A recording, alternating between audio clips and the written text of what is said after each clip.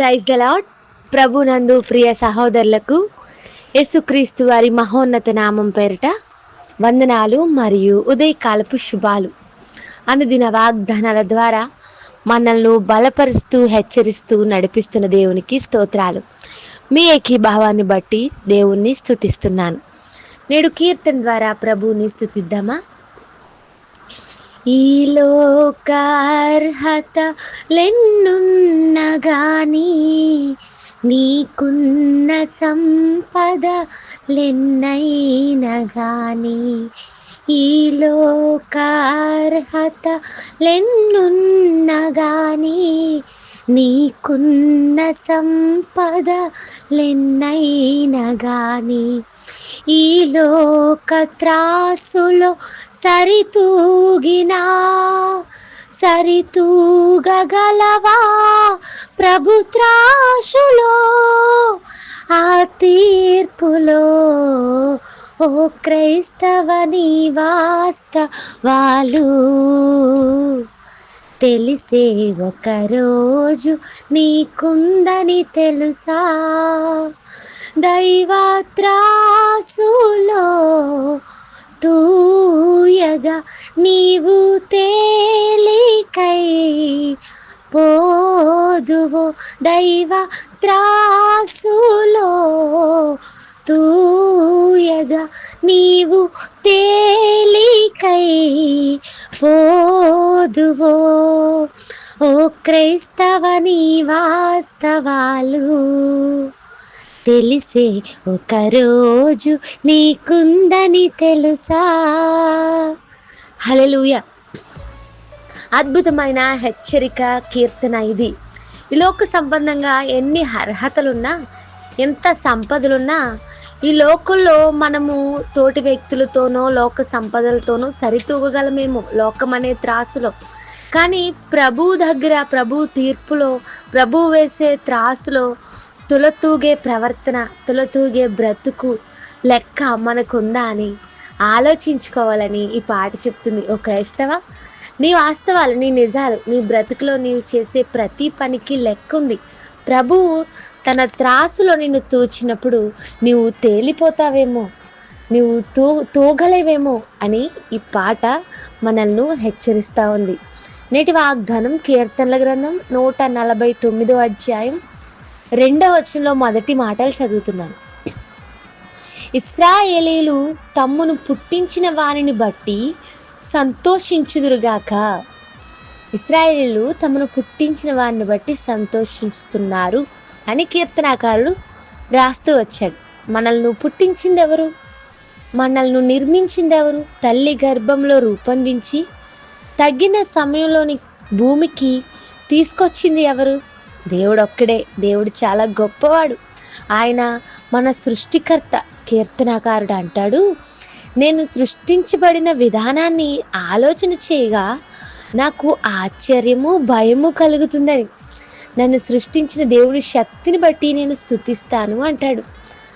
ఆశ్చర్యకరమైన రీతిలో దేవుడు మానవుని నిర్మించాడు.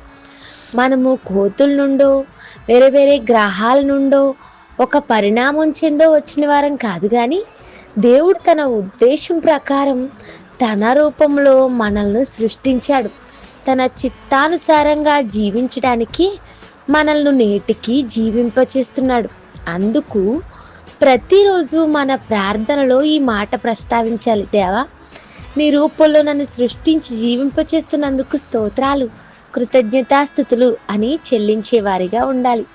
దేవుడు మనల్ని సృష్టించింది ఆయనకు మహిమ తీసుకురావాలనే. యెషయా గ్రంథంలో దేవుని ప్రవచనం అంటుంది, నా మహిమ నిమిత్తము నేను సృజించిన వారిని అంటాడు. మానవ జీవితానికి ఉన్న అర్థం, మనం జీవించడానికి కల ఏకైక కారణం ఇదే. మన సృష్టికర్త అయిన దేవునికి మహిమ తీసుకురావడానికి మనం సృష్టించబడ్డాం, జీవిస్తూ ఉన్నాం. ప్రభువుని తెలుసుకోవడం వల్ల, ఆయన మార్గాలను అనుసరించడం వలన, ఆయన ధర్మశాస్త్రాన్ని అవలంబించే జీవితం కలిగి ఉండడం వలన మనము దేవునికి మహిమ తీసుకురాగలుగుతాం. ప్రియ స్నేహితులారా, దేవుడు మనల్ని పుట్టించాడు, మనల్ని తన చేతులతో నిర్మించాడు, తల్లి గర్భంలో ఉండగానే ఆయన కన్నులు మనల్ని చూశాయి. నేటికి మనల్ని జీవింపచేస్తున్నాడు. మనము ఆయనను బట్టి సంతోషించే వారిగా ఉండాలి.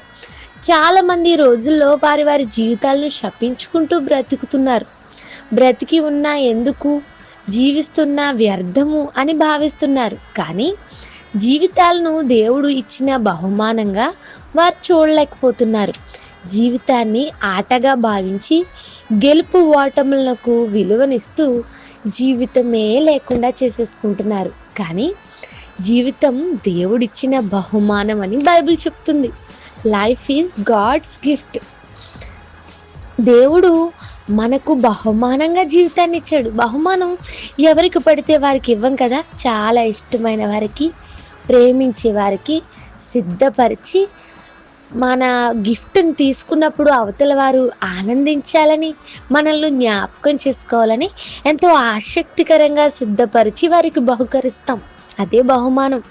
అయితే దేవుడు మనల్ని ప్రేమించి ఇచ్చిన బహుమానమే జీవితం. మరి ఈ జీవితాన్ని ఎలా పడితే అలా కాదు, కానీ దేవుని బట్టి సంతోషిస్తూ దేవునికి మహిమ తెచ్చేవారిగా మనం ఉండాలి. ప్రతిరోజు దేవుడు మనకు బహుమానంగా ఇస్తున్నాడు. ఇప్పటి వరకు ఏవేవో లేదని బాధపడుతున్నారేమో. ఎక్కడో అవి ఉన్నాయి, అవి నాకొస్తే బాను, వాళ్ళ నేను ఉంటే బాను, నేను సంతోషించేవాడిని అని అనుకుంటున్నారేమో. మీ జీవితం దేవుడు ఇచ్చాడని జ్ఞాపకం చేసుకోండి. దేవుడు నిర్మించి మీకు బహుమానంగా మీ జీవితాన్ని ఇచ్చి మిమ్మల్ని జీవింపచేస్తున్నాడని దేవుని స్తుతించండి. ఇట్టి వాగ్దానాన్ని ఆధారంగా చేసుకుని రోజంతా దేవుని స్తుతిస్తారని నమ్ముతూ ప్రార్థన. నమ్మకం గల మా తండ్రి, మాతో మాట్లాడిన మాటలు బట్టి స్తోత్రాలు. మా ప్రియులను ఈ దినమంతా ఈ వాగ్దానం ఆధారంగా బలపరచండి.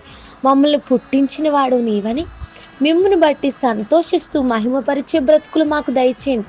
మా జీవితాన్ని ద్వేషించుకోకుండా, మా జీవితానికి ఒక సంకల్పం ఉందని, ప్రణాళిక ఉందని, అది సమయానికి తగిన సమయంలో నీవు ప్రతిఫలంగా మీ ఉద్దేశాలు నెరవేరుస్తావని, మాకు ఇచ్చిన జీవితాన్ని బహుమానంగా భావించి మిమ్మల్ని స్తుతించే భాగ్యాన్ని మా ప్రియులందరికీ దయచేయమని, ఇది నా ఆశీర్వాదములతోనూ ఈ వాగ్దాన ఫలింపుతోనూ వారిని నింపమని అడుగుచు యేసుక్రీస్తు వారి నామంలో అడుగుచున్నాను తండ్రి. Amen. Have a blessed day. God bless you all and me as well. Thank you.